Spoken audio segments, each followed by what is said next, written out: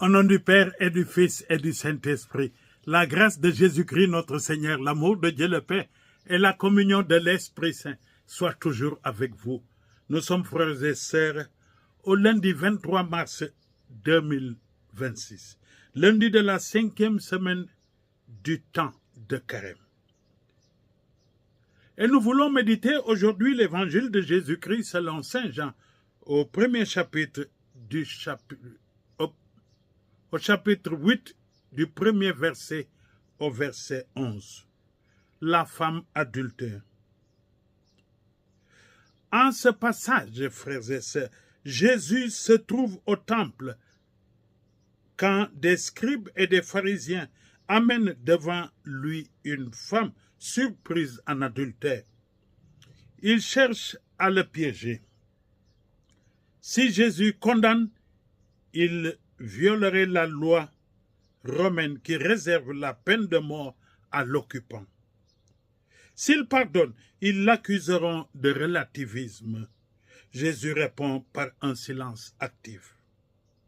Il s'abaisse, écrit sur le sol, puis prononce ces paroles qui bouleversent. Que celui qui n'a jamais péché lui jette la première pierre.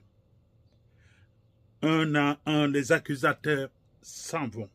Jésus, seul avec la femme, ne la condamne pas et lui dit « Va et ne pêche plus ».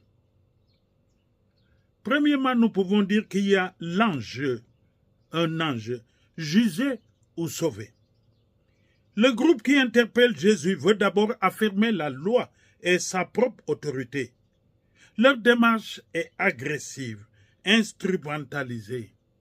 La femme est réduite à son péché, objet d'une mise en scène.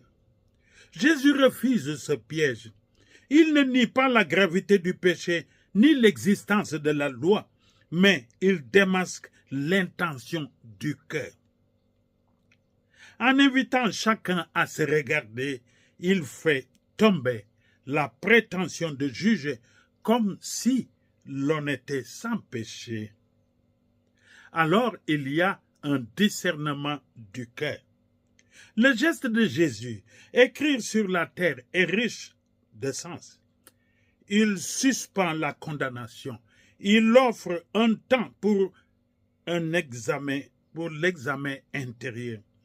Pas sa seule parole, que celui qui n'a jamais péché. Il renvoie donc chacun à sa conscience